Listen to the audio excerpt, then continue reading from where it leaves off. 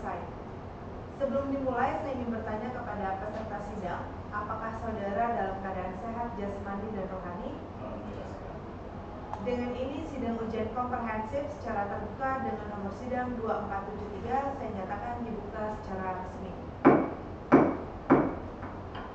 Peserta sidang dan saudara-saudari, pada hari ini Selasa tanggal 1 Oktober 2024 pukul 15:54 sidang ujian komprehensif skripsi mahasiswa Fakultas Ekonomi dan Bisnis Universitas Raharja dengan judul Strategi Implementasi Bisnis Digital pada Perusahaan Jasa Training dan Konsultasi di Sektor Pariwisata atas nama Ridwan Kurniaji, NIM 2281476101, Program Studi Bisnis Digital.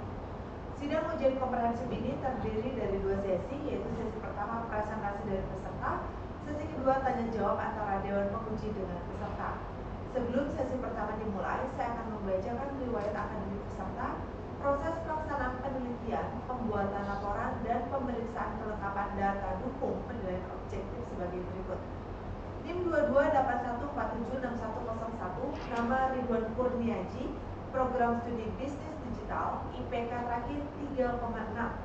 Berdasarkan hasil pemeriksaan terhadap data dukung penilaian objektif, saudara mendapatkan nilai objektif sebesar 100. Peserta sidang dan saudara-saudari, sesi pertama dimulai. Kepada peserta, saudara dipersilakan menyampaikan presentasi dengan waktu yang diberikan selama 15 menit.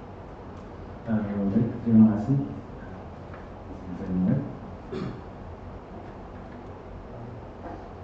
Untuk presentasinya perlu maju ke depan atau boleh di sini? Senyamannya Oh, juga. senyamannya.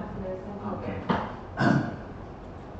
Baik, izin saya mulai. Bismillahirrahmanirrahim. Assalamualaikum warahmatullahi wabarakatuh. Baik, selamat sore yang saya hormati Ibu Dewan Penguji dan segenap rekan-rekan semua yang sore hari ini hadir untuk menyaksikan sidang saya yang alhamdulillah hari ini diberikan kesempatan kembali untuk hadir menyampaikan hasil presentasi dan penelitian saya untuk skripsi kali ini. Sebelum itu perkenalkan, saya Ridwan Kurniaji. Kali ini saya akan mempresentasikan hasil penelitian saya, yang berjudul Strategi Implementasi Bisnis Digital pada Perusahaan Jasa Training dan Konsultasi di Sektor Pariwisata. Di mana dalam kegiatan skripsi saya pada kali ini saya dibimbing oleh dosen-dosen dan segenap rekan-rekan saya dari ASP Academy. Di sini untuk pembimbing pertama saya dibimbing oleh kandidat Dr. Ibu Nur Azizah Eskom, MKT Emkom, dan untuk pembimbing kedua ini Pak Muhammad Yusuf Eskom Emkom. Kedua pembimbing ini juga pernah membimbing saya di pendidikan saya sebelumnya untuk D3 kecerdasan buatan ya. Alhamdulillah di skripsi kali ini saya dipertemukan kembali oleh pembimbing saya dan alhamdulillah dalam beberapa bulan ini saya dapat menyelesaikan skripsi saya dengan baik. Dan untuk yang pertama, Bapak Ibu semua, untuk latar belakang saya mengambil judul tersebut adalah yang pertama, teknologi digital ini saya rasa dapat merubah perilaku konsumen, di mana yang kita tahu beberapa platform digital sudah umum digunakan. Salah satunya adalah website yang kali ini saya jadikan pokok pembahasan pada judul skripsi saya.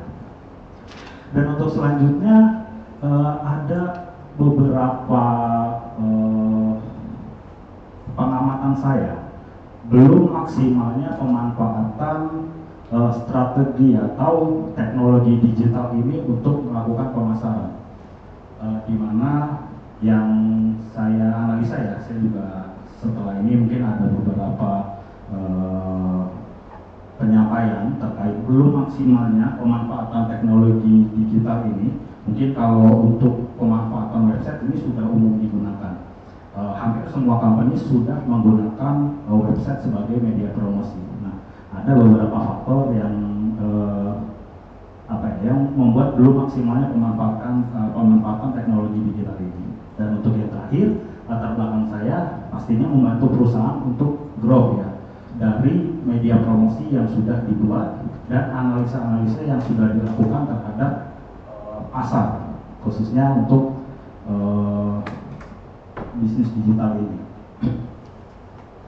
Jadi ada juga rumusan masalah yang saya highlight dalam penelitian saya, Bapak Ibu sekalian. Yang pertama, implementasi digital ini dapat membantu perusahaan jasa training dan konsultasi untuk meningkatkan daya saing. Yang pertama. Tapi di dalam penelitian saya juga ada beberapa barricade ya, atau tantangan yang harus dihadapi untuk mengimplementasikan strategi ini. Dan untuk yang terakhir, bagaimana cara mengatasi tantangan tersebut. Nah, dari penelitian skripsi saya ini, saya menemukan beberapa faktor atau hal-hal yang dapat mengatasi permasalahan tersebut. Nah, setelah itu saya akan sedikit membahasan lagi terkait dengan tujuan penelitian saya. Nah, di sini ada 3 yang sudah saya garis bawahi. Yang pertama, meningkatkan aksesibilitas dan efisiensi operasional. Nah, dan untuk selanjutnya, yang kedua, untuk mengembangkan strategi untuk memperluas jangkauan pasar. Dan yang terakhir, strategi ini mengoptimalkan pemanfaatan teknologi digital untuk operasional bisnis ya. Oke, dan metodologi penelitian yang saya gunakan, yang pertama ada pendekatan ya. Jadi secara kualitatif dengan menggunakan studi kasus di beberapa perusahaan jasa. Nah, salah satunya tempat bekerja saya, saat ini saya bekerja di HSP Academy atau PT Anosen, yang sama bidang jasanya bergerak di bidang jasa dan konsultasi, tapi sektornya untuk keselamatan dan kesehatan kerja. Nah, sedikit berbeda dengan company yang sedang saya kembangkan. Sebenarnya company ini adalah masih bagian dari HSP Academy, hanya berbeda sektor saja. Dari segi pengoperasian, dari segi handling di lapangan itu masih dalam satu pengurusan melalui HSP Academy. Dan untuk selanjutnya saya juga menggunakan metode teknik pengolahan data ya. Yang pertama wawancara, observasi, dan analisis dokumen. Nah, wawancaranya ini saya lakukan berdasarkan hal-hal yang memang menurut saya itu penting untuk menunjang penelitian saya. Terakhir, analisis data. Jadi saya melakukan pendekatan tematik untuk mengidentifikasi pola dan tren yang memang sedang tinggi ya di saat ini.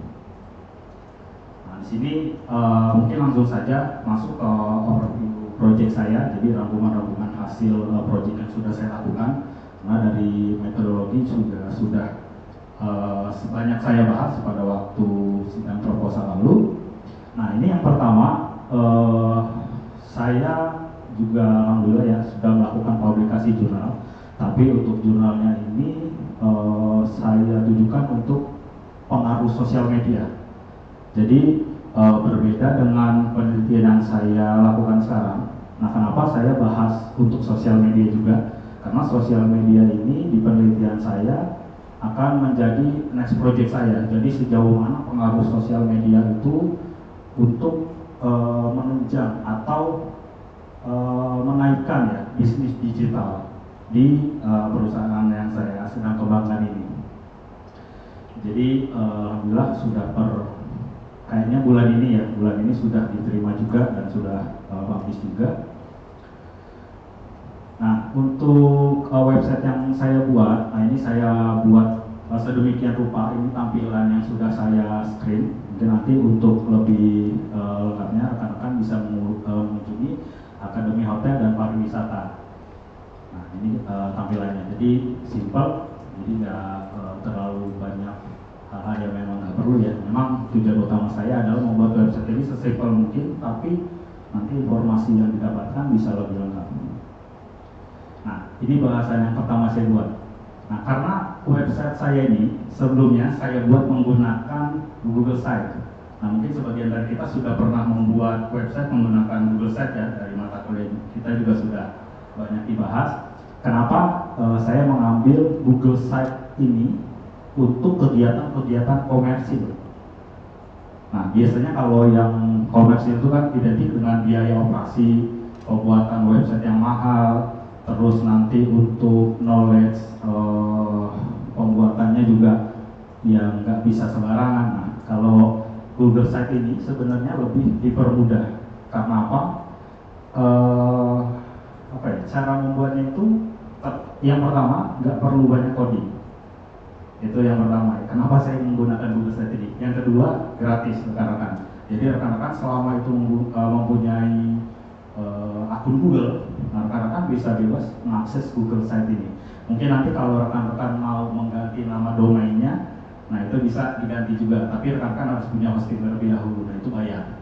Nah ini yang saya gunakan sekarang ini, saya tidak bayar. Tapi gimana nanti bisa terindeks enggak di Google? Nah, jadi cara saya bagaimana website yang gratis ini bisa terindeks di Google.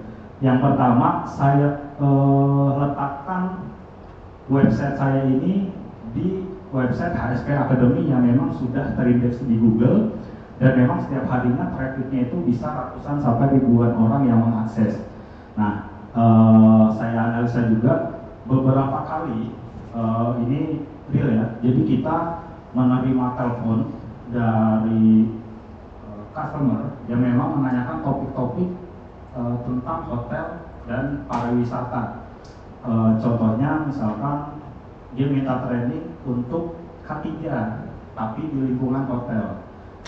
Nah itu dulu tuh kita nggak bisa layanin.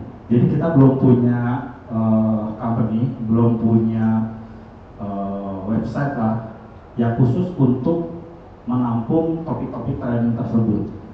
Nah sebenarnya ini sudah berjalan lama ya website ini, yang ini memang sudah komersil, sudah dari 2012. Nah saya tumpangkan ke sini, mungkin nanti kita lihat setelah ini ada Google Analytics-nya. Nah ini Google Analytics dari website HSP Academy. Dan di sini bisa kita lihat pengguna aktifnya bisa sampai 4,8 ribu. Nah ini bisa saya manfaatkan untuk membantu website saya yang belum terindeks sebelumnya. Karena dari Google Site itu memang sangat sulit sekali jika kita tidak, yang pertama ya, kita tidak melakukan indexing secara terus menerus, dan kita tidak menempatkan website ini pada file hosting. Jadi ini semacam kayak ya statis saja gitu. Tapi karena saya masukkan ke website HSP Academy, nah ini jadi sudah mulai terindeks di Google. Nah hasilnya, nah ini sudah mulai ada trafficnya Bapak Ibu. Jadi di yang pertama sudah mulai ada trafficnya, karena memang Google Analytics ini baru bisa membaca full ya, biar grafiknya kelihatan semua itu sekitar 1 bulan. Nah itu jadi belum bisa kelihatan secara full. Tapi kalau untuk pergerakan view-nya, terus pergerakan untuk visitornya ini sudah bergerak. Nah kalau ini dari akun Google Analytics dari ini ya, dari website saya, bukan yang dari HSP Academy. Kalau ini dari HSP Academy. Nah ini udah banyak, kalau punya saya masih sedikit. Oke, nah dari situ saya mendapatkan beberapa project, alhamdulillah cuma project kecil aja. Yang pertama, saya diminta untuk melaksanakan kegiatan training untuk public area cleaner. Nah ini bisa dilihat beberapa dokumentasi kita. Nah ini public area cleaner untuk di pertambangan. Nah baru kali ini pertambangan itu sangat memperhatikan public area. Yang mungkin kita lihat di tayangan televisi, tambang itu biasanya urakan ya, jadi nggak tertata. Nah kalau ini kebetulan di beberapa bulan lalu kita ada project dan menerbangkan tim juga ke sana serta trainer untuk melaksanakan training public cleaner ini. Nah ini ada beberapa item-item yang saya masukkan untuk perencanaan biaya saya. Nah di sini saya lihat ada bayar struktur, ada konsumsi, dan lain-lain juga. Nah ini kenapa saya bisa dapat untung 44%. Jadi dari semua uang masuk, nah itu dipotong pengeluaran. terus ditambah sama overhead sama pajak. Nah jadi keuntungan yang saya dapat 6%. Nah, kenapa saya perlu pajak?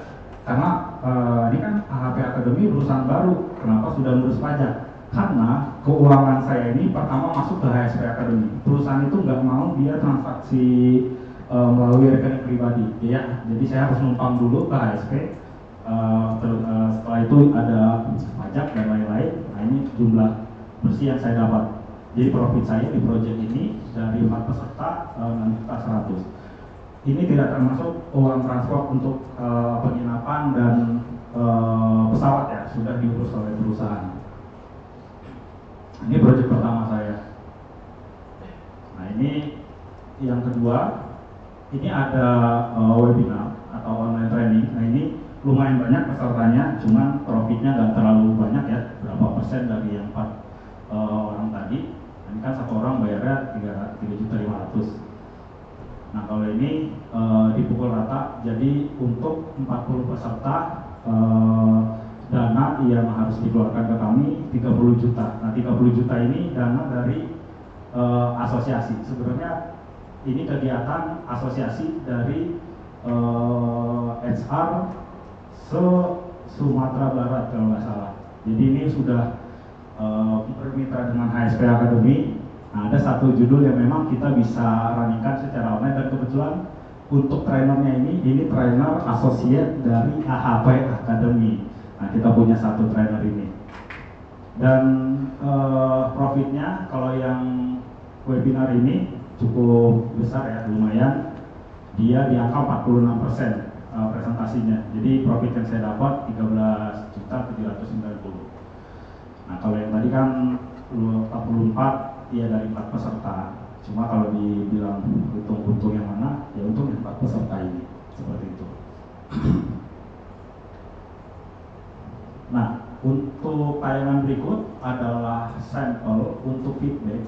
Nah, feedback kita selalu kita berikan ke peserta setelah kegiatan training ini berlangsung. Jadi kita blast dan kita kalkulasi semua. Ini saya ambil screenshot dari formula saya ya.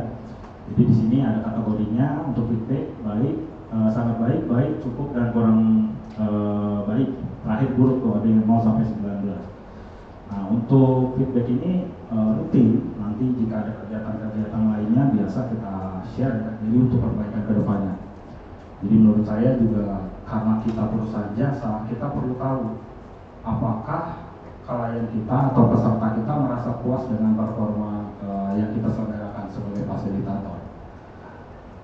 Nah, terakhir untuk rekapan tadi ya, untuk total kegiatan yang sudah dilaksanakan itu ada 4, cuma yang 2 itu tidak profit karena sifatnya free. Waktu itu saya pernah membuat untuk beberapa webinar gratis dan ternyata kurang ramai juga, jadi cuma beberapa peserta aja di bawah 50, jadi tidak saya masukkan ke presentasi. Dan untuk total pendapatan saya untuk tahun ini di angka 44 juta. Nah untuk tingkat kepuasannya di rata-rata dari semua feedback yang sudah masuk ada di 95%. Nah setelah ini mungkin ada beberapa progres yang akan saya lakukan terus menerus, jadi untuk meningkatkan AHP Academy ini supaya lebih bisa dikenal lagi, bisa lebih luas lagi jangkauannya. Jadi yang pertama saya sudah harus mulai untuk sosial media. Nah ini sosial media ini saya rasa juga penting karena waktu saya di HSP Academy, saya dulu juga sempat pegang untuk sosial medianya, dan memang saya pernah melakukan dari hal-hal yang menurut saya ini nggak banyak diminati orang. Sampai sekarang saya sudah nemu matriksnya, kira-kira Instagram untuk perusahaan jasa dan konsultasi itu seperti apa. Karena kalau di Instagram kita promosi terus, biasanya malah nggak naik tuh postingan kita. Nah tambah dulu juga saya nggak peduliin ads dan lain-lain, otomatis sosial media saya juga nggak banyak dikenal. Nah yang sekarang alhamdulillah untuk HSP Academy sendiri itu followernya udah di atas 4.000 ya. Kalau hari ini saya belum update lagi. Nah ini saya mau lakukan juga untuk AHP Academy. Semoga mendapat kesuksesan yang sama dan bisa lebih sukses lagi. Dan untuk yang kedua, saya perlu mengganti domain dan web server saya. Jadi untuk penyimpanan dan untuk customisasi lainnya itu saya perlu mengganti domain dan web server saya. Dan selanjutnya pastinya di perusahaan jasa dan konsultasi kita nggak bisa berhenti di beberapa bidang yang sekarang sudah kita mulai jual ya. Saya harus update terus, saya lihat perkembangan, apalagi kiblat saya untuk AHP Academy ini ke SKKNI, ke BNSP. Jadi nanti muaranya pada saat memang kita sudah siap untuk growing ke LSP, sudah berdiri sendiri. Jadi semua alumni-alumni dan semua peserta training yang masuk sudah punya bukti-bukti kerja yang sesuai dengan SKKNI, standar kerja nasional ya. Dan selanjutnya yang terakhir ini paling penting juga, memperluas relasi dengan associate trainer seperti itu. Baik, untuk yang terakhir mungkin tanpa panjang lebar, saya berterima kasih juga kepada keluarga yang sudah mensupport saya selama saya mengikuti S1 di Universitas Raharja, dan rekan-rekan juga dari HSP Academy yang sudah bersedia memberikan informasi, dukungan, baik moral dan materi juga. Saya berterima kasih juga. Dan mungkin ini di akhir presentasi saya, semoga apa yang saya sampaikan itu bisa menjadi gambaran untuk Ibu Muji dan rekan-rekan semua. Terima kasih. Assalamualaikum warahmatullahi wabarakatuh.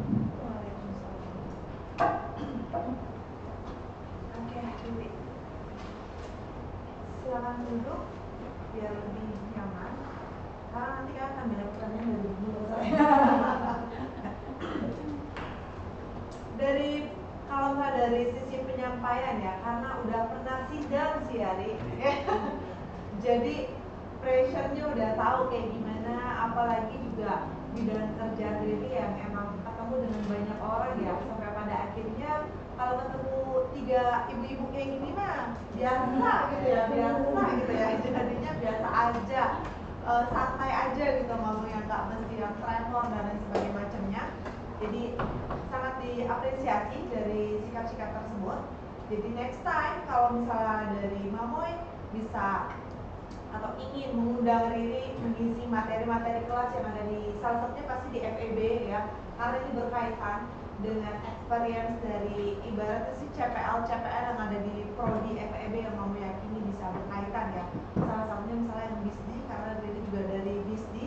So please bisa suggest juga hal apa yang Riri bisa kontribusi secara nyata. Kalau misalnya tadi Riri secara garis besar menginformasikan sudah mendapatkan profit 30 juta dan lain sebagainya macamnya. Tapi di sini Mamoy dari sisi seorang dosen ingin juga mengetuk hati Riri nih, kontribusi apa yang bisa Riri berikan kepada adik-adik Riri di Universitas Raharja, sesama pribadi Raharja, untuk mereka semua juga bisa lebih siap pada saat lagi keluar dari sini. Karena kan kita punya impian mahasiswa lulus dari Universitas Raharja, capaian pembelajaran lulusannya tuh enggak hanya sesuai dengan target, tapi melebihi ekspektasi, kayak gitu ya Rik. Jadi mesti diprosesin. Kalau misalnya oh ya ada suggestion nih, bisa support untuk mahasiswa-mahasiswa yang ada di FEB, entah itu dari kegiatan yang berkaitan dengan Riri punya jasa, karena tadi HSP Academy kan ya. Terus oh iya bisa kerjasama juga dan sebagainya macamnya. Karena yang mau ketahui dari HSP Academy ini pun owner atau CEO-nya adalah lulusan dari Universitas Raharja, benar? Ya. Jadi ibaratnya udah menjadi satu kesatuan nih, udah keluarga besar. Kenapa enggak? Ayo sama-sama kita main lagi ke rumah kita, misalnya di Universitas Raharja, karena alumni Raharja juga kan ya, dari S1, S2-nya juga yang HSP Academy itu langsung misalnya bisa MOU-an sama MMD, sama MR, sama BISDI, atau mungkin yang lainnya juga ya, bisa lebih berkaitan, karena kan dia juga ada alat-alat tuh ya.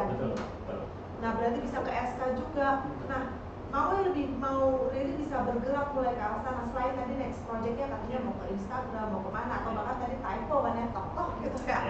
Tapi di nomor 1 tolong urutannya adalah impian. Berarti Mama nggak akan bilang itu nazarnya Riri, tapi Mama lebih mengarahkan Riri untuk bisa lebih contribute more. khususnya untuk keluarga sendiri yang ada di sini. Tadi Riri udah bilang keluarga dan menampilkan foto keluarga besar dari HSP Academy, tapi di sini pun adalah keluarga Riri. So Riri udah memiliki sinar itu. Sekarang Riri gimana menyinari adik-adik Riri yang ada di sini? Oke, Ari, jadi ditunggu untuk next collaboration-nya sama Universitas Raharja khususnya dan mengerucut ke adik-adik FEB maupun FST. Entah itu beberapa apa yang Riri bisa propose, ya.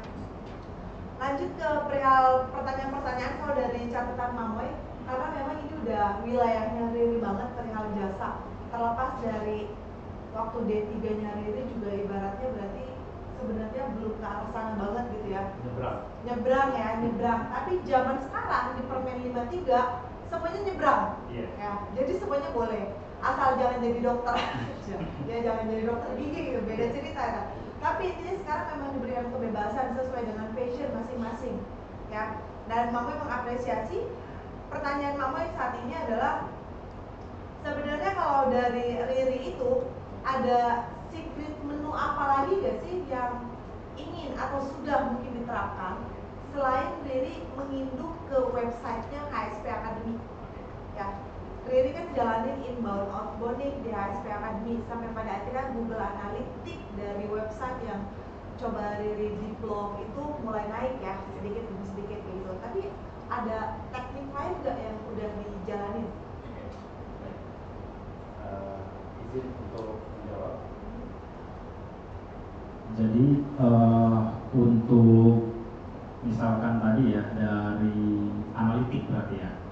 Nah, dari analitik ini sebenarnya saya masih perlu banyak menganalisa terkait dengan tren dan fase-fase di mana customer ini bisa reach ke website saya.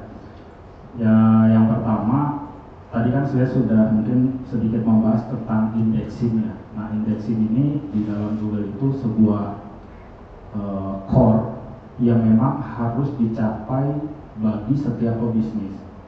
Indexing ini bisa membantu juga sebagai pengambil keputusan dari customer yang memang mencari training atau keperluan konsultasi melalui Google. Kalau untuk capaian saat ini dan mungkin apa yang perlu saya tingkatkan, yang pertama pastinya saya memerlukan modal tambahan untuk ads, untuk membantu bagaimana indexing itu bisa berjalan dengan baik. Memang waktunya nggak singkat dan memerlukan apa ya, effort lebih di sini. Ya memang itu yang harus saya lakukan sekarang. Jadi kalau dibilang secret ya ini nggak secret, memang itu yang harus saya lakukan. Karena kalau dilihat dari saya tadi masih sangat sedikit kalau terhitung website komersil. Nah, cuman di sini saya kerucutkan kembali, memang maksud saya ini untuk melakukan implementasi sekaligus branding untuk AHP Academy itu sendiri. Jadi ya masih banyak lah yang perlu dibutuhkan, terutama ads-nya. Jadi ads penting juga, modal berarti.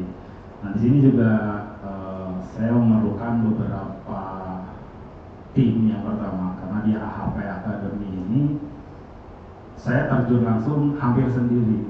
Jadi dari saya membuat websitenya, dari saya menghitungkan perkiraan anggaran, sampai saya berangkat sendiri trainingnya. Jadi itu juga perlu sebenarnya. Jadi kalau dibilang memang ini masih jauh dari ekspektasi saya, yang memang saya anggap pada saat saya presentasi sidang nanti target saya harus punya reach sebanyak-banyaknya. Ini masih jauh dari target saya sebenarnya. Cuma alhamdulillah dari 2 training itu yang menyemangati saya untuk tetap melanjutkan lagi di AHP Academy. Seperti itu. Mungkin dari saya itu dulu. Oke. Selanjutnya nih, kalau misalnya kita lihat dari sisi customer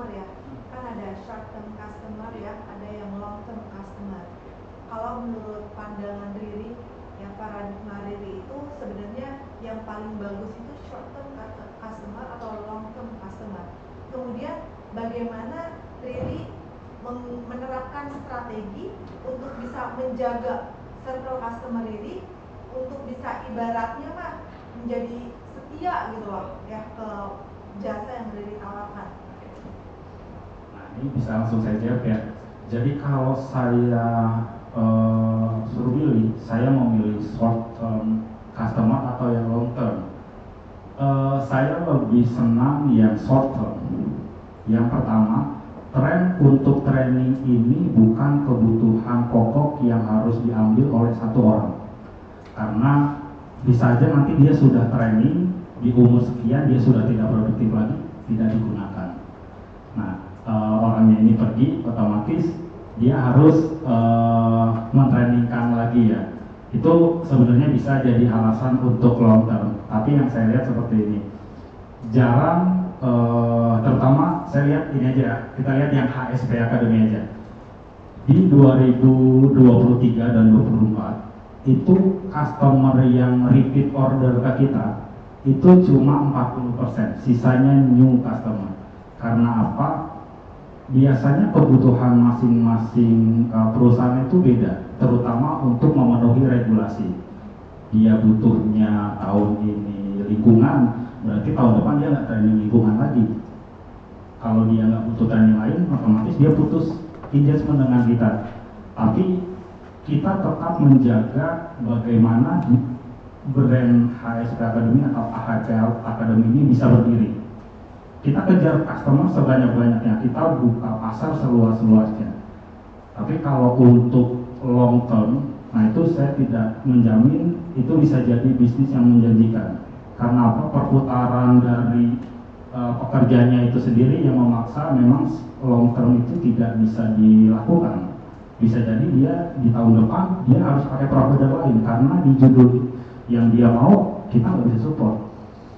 Nah itu bisa jadi landasan saya juga untuk memperbanyak judul-judul training yang bisa kita support.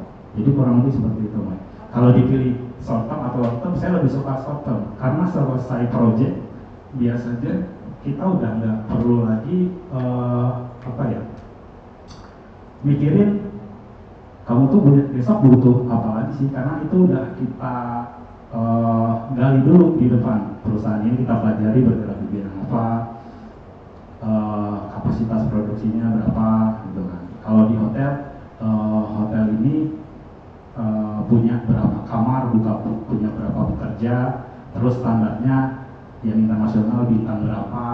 Nah itu biasanya kalau dia udah stop anggaran trainingnya, apalagi soal anggaran ya, dia jarang tuh balik lagi.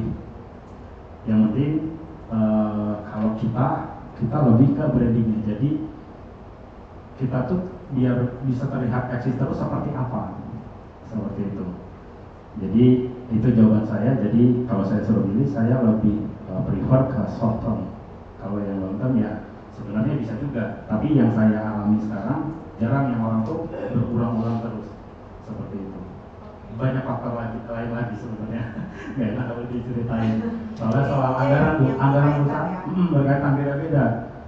Bahkan kadang ada ya, mohon maaf, kalau di kampus misalkan kita contohlah dapat mahasiswa dari alumni. Nah otomatis kan alumni itu biasanya ada program untuk apa nyebutnya itu, ya pokoknya ada tambahan untuk alumni. Nah kalau di perusahaan atau di perhotelan itu bisa jadi masalah. Karena apa? Biasanya yang ngasih order itu HR atau PSI petingginya. Nah kalau kita kembalikan uang seperti itu, biasanya dia menyebutnya malah gratifikasi dan lain-lain, malah jadi timbul masalah. Maka dari itu mereka fair, kalau mereka menjalankan ISO biasanya training itu tidak dijalankan di satu provider, tapi mereka akan sebar sesuai dengan kebutuhan mereka. Jarang dia akan balik lagi. Tapi sejauh ini juga ada yang tetap balik lagi. Tapi sekali lagi jawaban saya lebih prefer ke short term customer seperti itu. Oke, terakhir dari Mamoy adalah perihal BMC ya. Jadi dari bisnis model kanvasnya, dari variabel yang ada di dalam tabel BMC tersebut, khususnya kita mengerucut ke area value.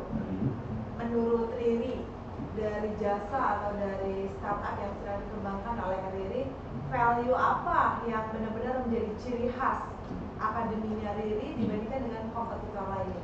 Baik. Untuk yang pertama, value yang didapat adalah yang pertama kita selalu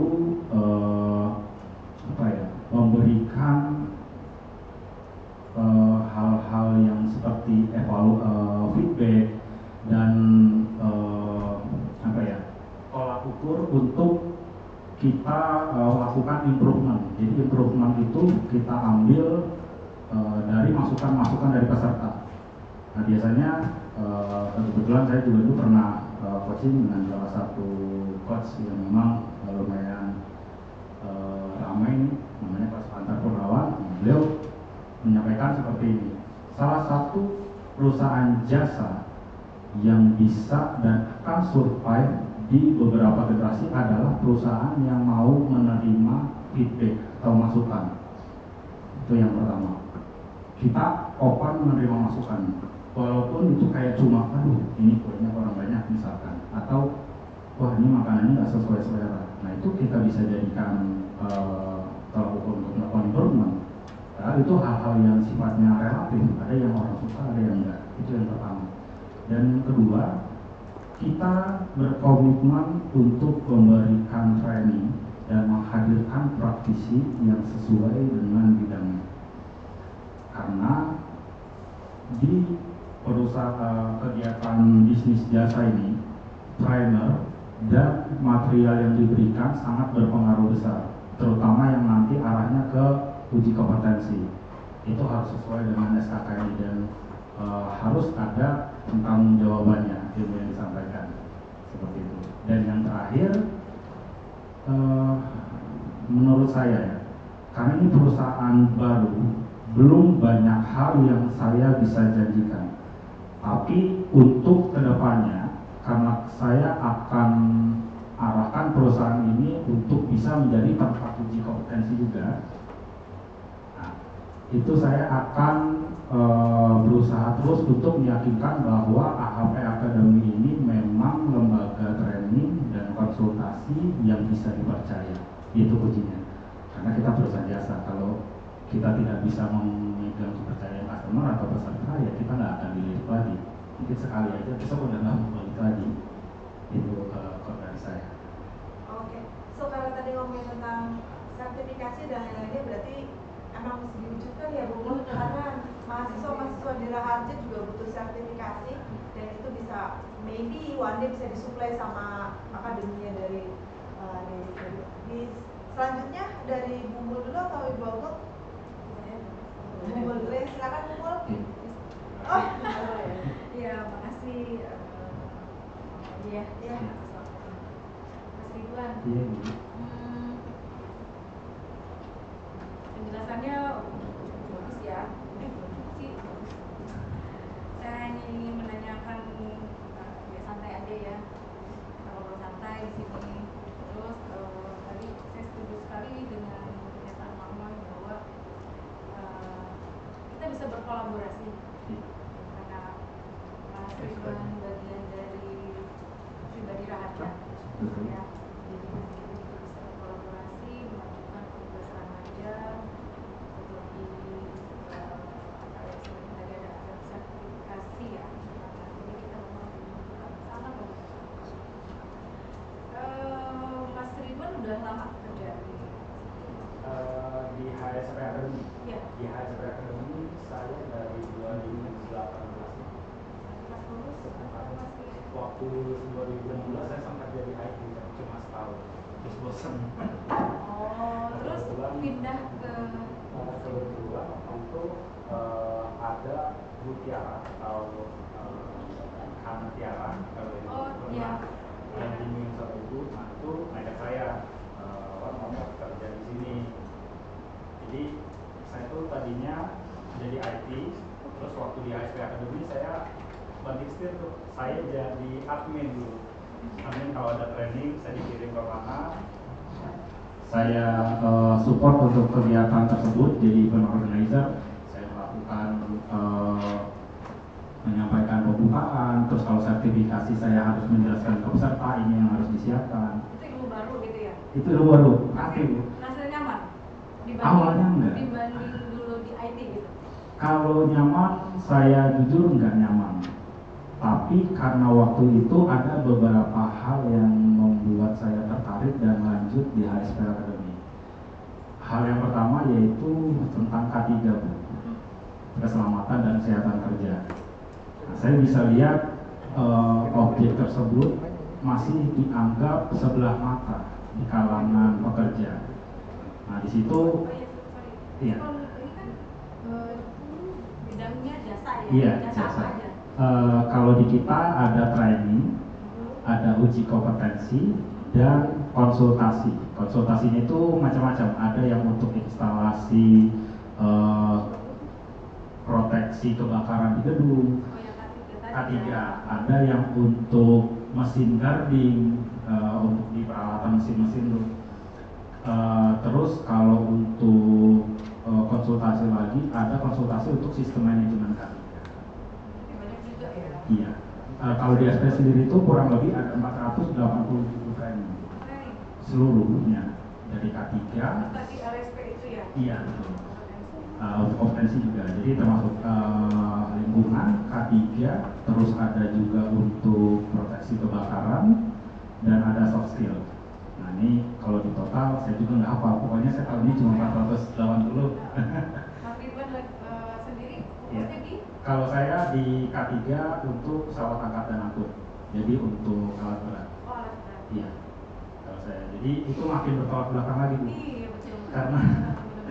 Karena waktu kuliah kan di kecerdasan buatan, nah itu agak terseok-seok sebenarnya di kegiatan yang sekarang ini. Tapi karena berjalannya waktu dan saya juga coba untuk mengerti hal-hal tersebut, ya jadi saya harus belajar tentang mesin-mesin juga sekarang seperti itu. Dan kebetulan juga alhamdulillah di tahun 2023 saya sudah dapat surat keterangan pendudukan dari Kementerian Ketenagakerjaan sebagai spesialis ahli K3 pesawat angkat dan angkut.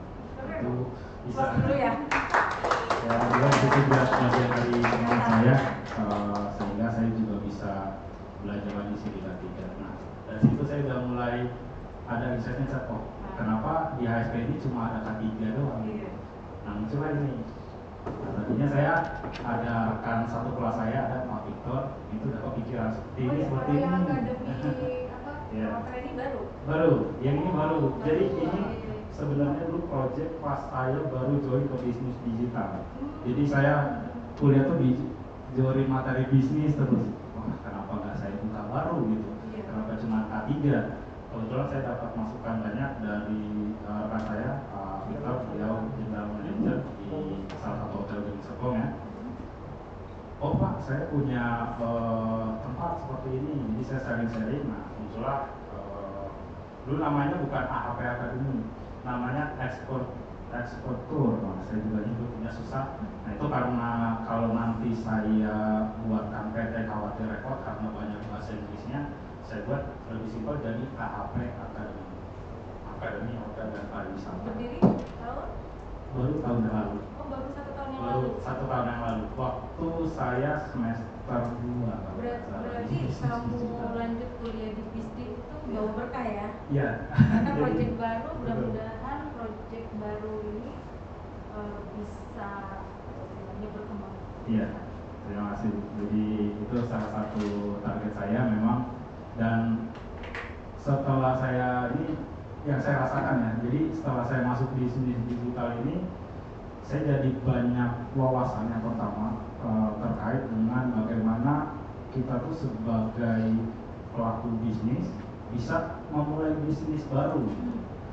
Jadi gak cuma kita kerja terus, nanti suatu waktu kita yang harus punya hal baru. Gantian, kita bantu orang-orang yang belum dapat kesempatan buat kerja untuk bisa cari nafkah dalam Jadi owner ya? Jadi owner juga.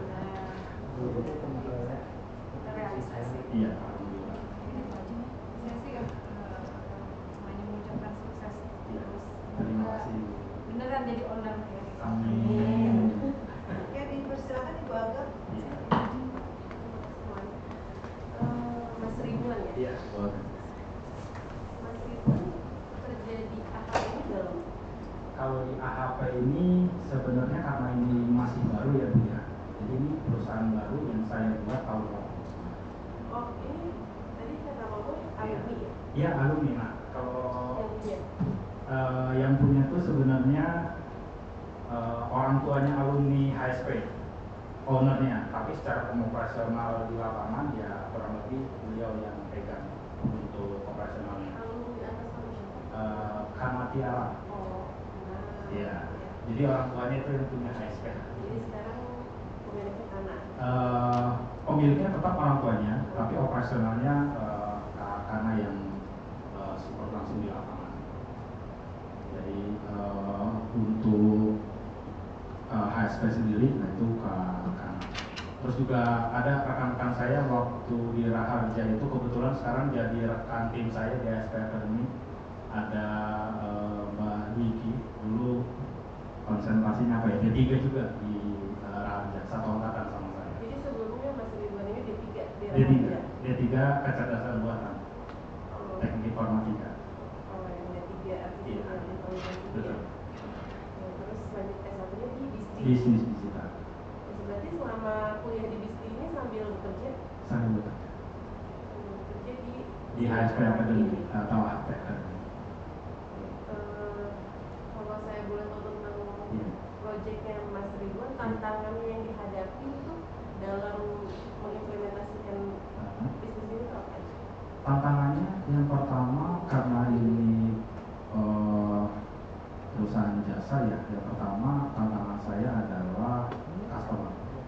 Jadi yang pertama kita tuh cari customer memang dari salah satu website yang belum kita berikan ads yang pertama. Terus kita juga belum banyak terlalu mengenal karakter hotel yang di Serpong khususnya. Saya Jadi coba ini untuk hotel? ini hotel dan pariwisata. Untuk jadi customer-nya hotel-hotel? Betul, hotel. Karyawan hotel. Karena buat ya? Karena web. Cuma ini Bu, mohon izin sedikit saya jelaskan lagi. Jadi HP Academy ini bergerak di bidang training dan konsultasi untuk beberapa bidang yang mensupport kegiatan di hotel dan pariwisata. Kegiatannya. Salah satunya tadi yang sudah pernah kita rancangkan, yang pertama untuk public area cleaning. Nah itu untuk di perhotelan. Dan selanjutnya ada untuk human resource management. Tadi yang saya tampilkan untuk webinarnya itu sampelnya. Jadi khusus untuk hotel dan pariwisata aja saya bikin copycatnya HSP tapi versi hotel dan pariwisata. Jadi bukan buat pemasaran hotelnya ya? Bukan, Iya, untuk SDM-nya, untuk kegiatannya. SDM yang ada Untuk yang bekerja di dalam hotel ini. sertifikasi si pekerja ini. Ya, tadi tantangannya itu. Ya. Terus untuk mengatasi tantangan tersebut gimana? Saya membuat satu media sistem informasi berbasis web, di mana website itu saya buat sebagai media promosi dan informasi-informasi apa aja bidang jasa atau training yang bisa kita support untuk hotel dan pariwisata.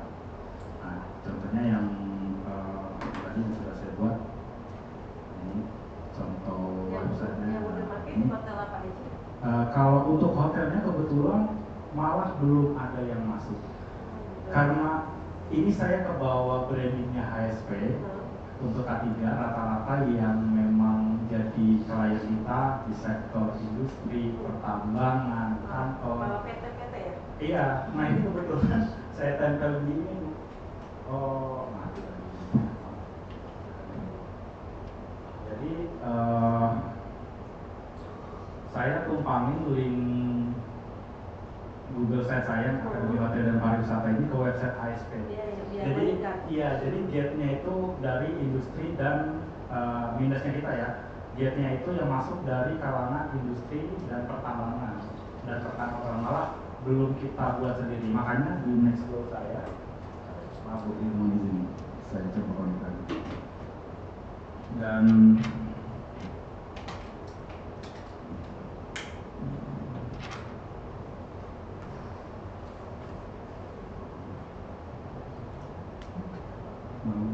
Vektor ya.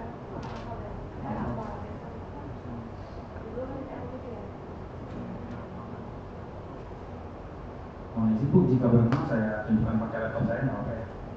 Oh di sini om. Iya, langsung aja. Mau bisa ambil. Putus ininya, airplane-nya tadi namanya. Boleh di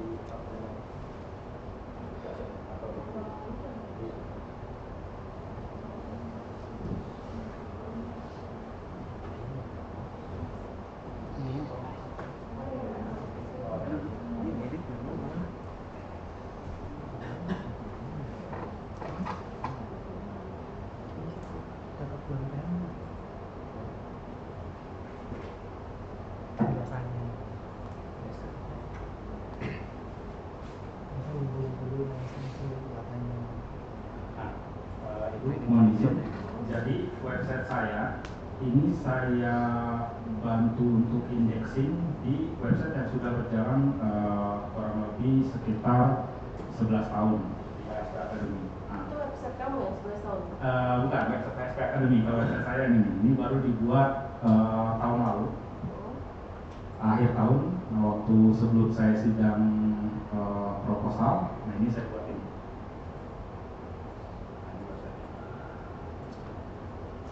Ini website yang Ini 11 tahun. bukan, ini yang baru dibuat yang Yang sudah tahun. tadi yang HSP Academy. Ini yang baru, iya ini yang baru. Tapi itu mempengaruhi. Kalau dari lihat Google Analytics-nya berpengaruh. Jadi nggak signifikan karena memang kita masukkan baru sekitar beberapa bulan ini. Jadi lumayan sudah ada yang isi. Termasuk tadi ada yang pertama itu perusahaan yang PT Merdeka Sansin yang pabrik area klinik. Nah itu tahunya malah dari website HSP masuk ke submenu website saya, nah tahunya dari situ. Jadi ada pabrik area klinik dan dia tanya apakah sama pabrik area klinik di industri atau di pertambangan dan di hotel. Secara operasional pasti beda. Kalau di pertambangan kan pabrik kliniknya itu tidak hanya membersihkan, ini saya sempat baca itu aslinya, tidak hanya membersihkan apa ya kayak sampah-sampah domestik. Kalau di pertambangan itu bisa juga ada ketiga kayak bahan-bahan kimia yang digunakan untuk melunturkan zat-zat yang tidak diperlukan di peralatan drilling. Nah ini tidak ada sangkut pautnya sama hotel, malah pabrik ini yang saya kasih kita ini. K3 ya bagian. Iya, K3. Kebersihan gitu. Keselamatan dan kesehatan kerja. Tadi kayak sampah-sampah gitu. Kalau sampah itu lebih ke kesehatannya, Bu. Kesehatan higienitas. Mungkin misalnya ada butuh buat buang sampah atau gimana sih? Lebih ke handling ya, ke penanganannya. Misalkan di salah satu tambang ada workshop yang memang digunakan untuk menyimpan peralatan drilling atau alat berat buat mereka. Nah kalau secara kita nggak tahu ilmunya ya, udah main dibersihin aja gitu, nggak ada metode JSA, job safety analysis, nggak ada ibaratnya tuh pengetahuan di sini tuh ada bahan kimia yang beracun nggak sih yang kita nggak boleh pegang langsung. Nah mereka terkaitnya di situ, jadi mereka kontrak kita untuk 2 hari training untuk membahas terkait dengan audit area cleaning di sana. Jadi nggak mengadakan training. trainingnya, betul, mengadakan trainingnya seperti itu. Ya, saya paham. Mungkin dari saya gitu aja ya Mas Andrea. Baik Ibu, terima kasih banyak. Kamu ada lagi? Izin gitu. Baik, terima kasih. Dewan Penguji dan peserta sidang yang saya hormati, sebelum sidang ujian komprehensif ini saya tutup, mohon peserta sidang dapat memperhatikan hal-hal yang akan saya sampaikan sebagai berikut, karena hal ini merupakan persyaratan kelulusan saudara. Pertama, hasil akhir sidang akan diumumkan kepada peserta langsung secara online setelah sidang komprehensif saudara selesai dilaksanakan melalui portal dr.harjo.ac.id. Yang kedua, peserta sidang wajib menyelesaikan revisi atau perbaikan berdasarkan rekomendasi Dewan Penguji pada lembar catatan Dewan Penguji dan sesuai dengan waktu yang telah ditetapkan, yaitu selama 10 hari sejak pelaksanaan sidang hari ini. Yang ketiga, bagi peserta sidang yang dinyatakan lulus diwajibkan untuk segera menyelesaikan biaya wisuda. Akhirnya tepat pukul 16.49, sidang ujian komprehensif skripsi ini dengan mengucapkan hamdalah saya tutup secara resmi. Thank you.